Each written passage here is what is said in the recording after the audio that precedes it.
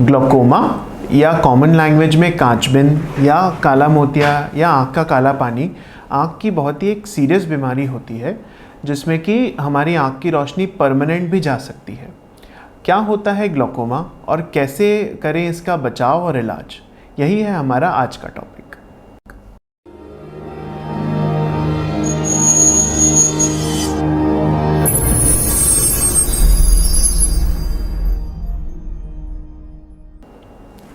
नमस्ते, मैं हूं डॉक्टर सुमित अग्रवाल और आप देख रहे हैं आई हेल्थ फॉर यू, जहां आपको मिलती है एकदम सिंपल लैंग्वेज में आंखों से जुड़ी सारी जानकारी। ग्लोकोमा को हम कॉमन लैंग्वेज में कांचबिंद या काला मोतिया या आँख का काला पानी भी कहते हैं। इसमें बेसिकली आँख की रोशनी धीरे धीरे कम होती जाती है, आपका फील्ड ऑफ विजन नैरो होता जाता है और आँख की रोशनी पूरी तरह भी जा सकती है। ग्लोकोमा की सबसे खतरनाक बात होती है कि इसमें जो भी नज़र का लॉस होता है वो परमानेंट और इरिवर्सिबल होता है। मतलब एक बार आपकी रोशनी इससे चली जाती है तो उसे वापस लाना मुमकिन नहीं रहता है। तो इसके बारे में हमें समझना बहुत ज़रूरी है। ग्लोकोमा में बेसिकली होता क्या है? ये बेसिकली आँख की नस की बीमारी है। आँख की नस जो हमारी आँख को ब्रेन से कनेक्ट करती है उसे हम ऑप्टिक नर्व कहते हैं। ये इस नस की बीमारी होती है। इसमें धीरे धीरे आँख की नस के सेल्स मरते जाते हैं और एक बार वो मर जाते हैं तो उन्हें वापस लाना पॉसिबल नहीं रहता है। शुरुआत में इसमें आँख का फील्ड, जो हमारी रोशनी का फील्ड है, वो नैरो होता जाता है और एक पॉइंट तक आते ऐसे टनल विजन, जिसमें कि ऐसे ट्यूब के थ्रू देख रहे हो, ऐसी नज़र हो जाती है और एंड स्टेज में इसमें टोटल रोशनी का भी लॉस हो जाता है। ग्लोकोमा को आँख की रोशनी का साइलेंट किलर भी कहते हैं, यानी इसके सिम्टम्स बहुत ज़्यादा नहीं होते हैं। शुरुआत की स्टेज में आपको बिल्कुल नॉर्मल लगेगा, ऐसा कुछ फील नहीं होगा कि आपको आँख में कोई प्रॉब्लम भी है। फिर धीरे धीरे जैसे प्रॉब्लम बढ़ती है तो आपको फील्ड अपना लॉस नोटिस में आ सकता है और बहुत बार वो भी नहीं आता है, सीधे एडवांस स्टेज में हमारे पास पेशेंट आते हैं जिसमें कि हम उनकी रोशनी को बढ़ाने के लिए कुछ भी नहीं कर सकते, सिर्फ जो है उसे बचाया जा सकता है। तो आपको कैसे पता चलेगा कि आपको ग्लोकोमा हुआ है? तो शुरुआती स्टेज में इसके कोई भी लक्षण नहीं होते हैं, तो इसका सबसे अच्छा तरीका होता है रेगुलर आँख का चेकअप कराना। 40 की एज के बाद हमें ग्लोकोमा का रिस्क इंक्रीज़ होता जाता है, तो एट द एज ऑफ 40 हमें एक रूटीन आँख का चेकअप ज़रूर कराना चाहिए, जिसमें कि ना सिर्फ चश्मे का नंबर चेक हो बल्कि आँख का प्रेशर और आँख के इंटरनल स्ट्रक्चर्स जैसे कि ऑप्टिक नर्व, इनका भी जांच होनी चाहिए। यदि उसमें ग्लोकोमा का शक निकलता है तो फिर उसमें हमें आगे और टेस्ट जैसे कि OCT और विजुअल फील्ड ये कराने चाहिए। तो ग्लोकोमा को डिटेक्ट कैसे करा जाता है?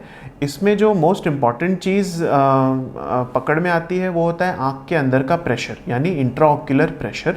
ये प्रेशर इंक्रीज़ देखा गया है मैक्सिमम केसेस ऑफ ग्लोकोमा में। नॉर्मली ये प्रेशर 12 to 21 मिलीमीटर मर्क्यूरी होता है, बट ग्लोकोमा में अधिकतर केसेस में ये इससे ज़्यादा होता है। कुछ केसेस में प्रेशर नॉर्मल होने पर भी आँख के अंदर डैमेज, नस में डैमेज हो सकता है, बट वो केसेस काफ़ी रेयर होते हैं। तो ग्लोकोमा के अंदर बेसिकली किस तरह से डैमेज होता है? तो आँख के अंदर का जो ये प्रेशर है, बेसिकली ये आँख की नस के ब्लड सप्लाई को रोकता है और कुछ न्यूरोट्रोफिक फैक्टर्स होते हैं जो आँख की नस की हेल्थ को बना के रखते हैं, उनका सिक्रीशन कम हो जाता है, उससे आँख की नस में डैमेज होता है।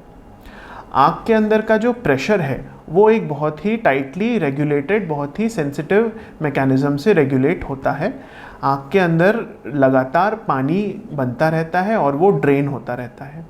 आंसू की बात नहीं है, आँख के अंदर का पानी है, इसे हम एक्वस ह्यूमर बोलते हैं। इसका प्रोडक्शन यहाँ पे सीलियरी बॉडी के थ्रू होता है और फिर एक फिल्ट्रेशन मैकेनिज़्म होता है जिससे कि ये बाहर की तरफ ड्रेन आउट हो जाता है। तो इसमें अगर इम्बैलेंस होता है तो फिर आँख के अंदर का प्रेशर बढ़ जाता है, या तो ड्रेनेज सिस्टम में प्रॉब्लम होती है या फिर ज़्यादा एक्वस प्रोडक्शन होता है, इससे आँख का प्रेशर बढ़ता जाता है। तो ये तो हुआ इसका मैकेनिज़्म। अब इसमें कुछ सिम्टम्स भी होते हैं जो आपको समझना ज़रूरी है। मोस्ट कॉमनली इसमें शुरुआती स्टेज में अगर आप नोटिस करें तो कलर्ड हेलोस करके सिम्टम होता है, यानी कि कोई भी लाइट सोर्स जैसे कि बल्ब या ट्यूबलाइट, इसके आसपास आपको कलर्स के घेरे गोले दिखाई देंगे। ये आँख के पुतली में जब प्रेशर बढ़ता है तो पानी एक्यूमुलेट हो जाता है और उससे रेनबो जैसा रिफ्लेक्शन होता है और उससे हमें कलर्ड हेलोस दिखते हैं। सेकेंड सिम्टम जो देखा गया है वो होता है आँख या सर में दर्द। कंटिन्यूस अगर आँख में दर्द है या कंटिन्यूस सर में दर्द है तो वो एक ग्लूकोमा का लक्षण हो सकता है। आँख का प्रेशर बढ़ने से आँख की नसें खिंचाती हैं और उससे आँख के अंदर या सर के अंदर पेन हो सकता है। इसके अलावा एक दूसरे टाइप का ग्लूकोमा होता है एंगल क्लोजर ग्लूकोमा। उसमें सडनली आँख के अंदर का प्रेशर बढ़ जाता है, उसकी वजह से आँख में सडन पेन हो सकता है, आँख में लालपन आ सकता है, सूजन आ सकती है और उसमें नज़र भी हमारी धुंधली हो जाती है। तो ये तो हुए सिम्टम्स। अब ग्लूकोमा अगर डायग्नोज हुआ है तो उसका ट्रीटमेंट कैसे करा जाता है? तो आजकल हमारे पास ग्लूकोमा की बहुत अच्छी ड्रॉप्स अवेलेबल हैं, आई ड्रॉप्स। इन ड्रॉप्स से मैक्सिमम केसेस में आँख का प्रेशर हम कंट्रोल में ले आते हैं। उनकी ज़रूरी बात ये रहती है कि एक बार इन्हें शुरू करा जाता है तो ये मोस्टली लाइफ लॉन्ग हमें लेनी रहती हैं, जैसे ब्लड प्रेशर की गोली लेते हैं। और इनका नियमितता इसमें बहुत ज़रूरी है। आपकी कंप्लायंस बहुत अच्छी होनी चाहिए। आपको रोज़ ड्रॉप डालना कंपलसरी रहता है और फिक्स टाइम पे डालें। 1 घंटे से ज़्यादा का वेरिएशन नहीं आए डे टू डे ड्रॉप डालने के टाइम में। 1 से 3 बार तक इसे इस्तेमाल करने के इंस्ट्रक्शंस दिए जाते हैं। ड्रॉप का इफ़ेक्ट अच्छा रहे उसके लिए आँख को बंद रखना चाहिए 30 सेकंड के लिए ड्रॉप डालने के बाद, और 1 से ज़्यादा ड्रॉप यूज़ कर रहे हैं तो 5 मिनट का गैप रखना चाहिए ड्रॉप्स में। ड्रॉप्स के साथ साथ इसमें नेक्स्ट जो इम्पॉर्टेंट चीज़ है वो एक रेगुलर चेकअप और फॉलोअप की है। जैसे हम ड्रॉप्स डालते हैं बट कभी कभी ड्रॉप्स का एफिशिएंसी कम होती जाती है, तो रेगुलर चेकअप से हमें ये कैच हो सकता है, पकड़ में आ सकती है चीज़ कि अब ड्रॉप का इफ़ेक्ट कम हो रहा है, तो या तो ड्रॉप्स की फ्रीक्वेंसी बढ़ानी रहती है या फिर कुछ नए ड्रॉप्स इसमें ऐड करने रहते हैं। मैक्सिमम हम 3 से 4 ड्रॉप्स इसमें यूज़ कर सकते हैं और इनसे आँख का प्रेशर कंट्रोल में लाया जा सकता है। क्योंकि ग्लूकोमा में आँख की नस में जो डैमेज होता है वो परमानेंट और इरिवर्सिबल होता है, इसलिए ये ज़रूरी है कि हम बिल्कुल भी इसमें चांस ना लें और रेगुलर चेकअप कराते रहें। आँख का प्रेशर जैसे ही बढ़ता है तो आँख की नस में डैमेज होना शुरू हो जाता है।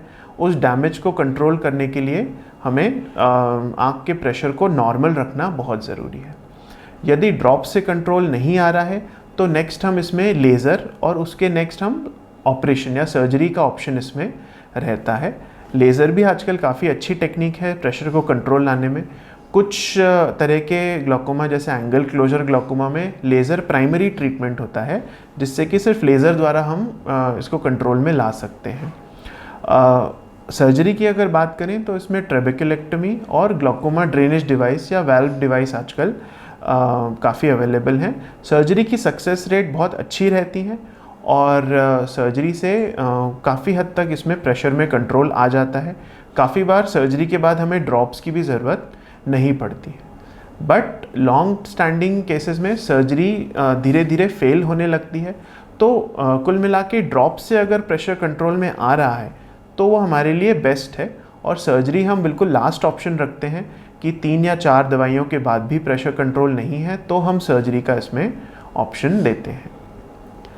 तो ग्लूकोमा में कुल मिला के अगर हम समझें तो सबसे ज़रूरी होता है कि डिटेक्शन, अर्ली डिटेक्शन। इसमें कोई भी सिम्टम नहीं होता है तो रेगुलर चेकअप द्वारा इसको हम डिटेक्ट कर सकते हैं एक अच्छे आई स्पेशलिस्ट को दिखा के। सेकेंड, ये डिटेक्ट होता है तो इसका ट्रीटमेंट हमें तुरंत स्टार्ट करना होता है और कंटिन्यू और रेगुलर ट्रीटमेंट बहुत ज़रूरी रहता है। और तीसरी चीज़ रेगुलर फॉलोअप। अगर हम फॉलोअप अच्छा मेंटेन रखते हैं तो फिर हमें अगर ड्रॉप्स में कुछ बदलाव करना है तो वो पकड़ में आ सकती है चीज़, और हमारी आँख की नस को हम डैमेज से बचा सकते हैं। अगर इसका प्रॉपर तरीके से ट्रीटमेंट होता है तो 100% केसेस में इसमें आँख की रोशनी को बचाया जा सकता है और इसके रिज़ल्ट्स भी बहुत अच्छे रहते हैं। बट ज़रूरी है कि डैमेज जितना कम से कम हो, अर्ली से अर्ली हम इसको डिटेक्ट करें तो हमारे पास इसमें रिज़ल्ट बहुत अच्छे आते हैं। तो ये था हमारा आज का टॉपिक। उम्मीद करता हूँ इससे आपको फ़ायदा हुआ होगा। कमेंट सेक्शन में ज़रूर डालिए आपके आँखों से रिलेटेड सारे सवाल, ताकि मैं दे सकूँ उनके जवाब। अच्छा देखिए, अच्छे से देखिए। धन्यवाद और नमस्ते।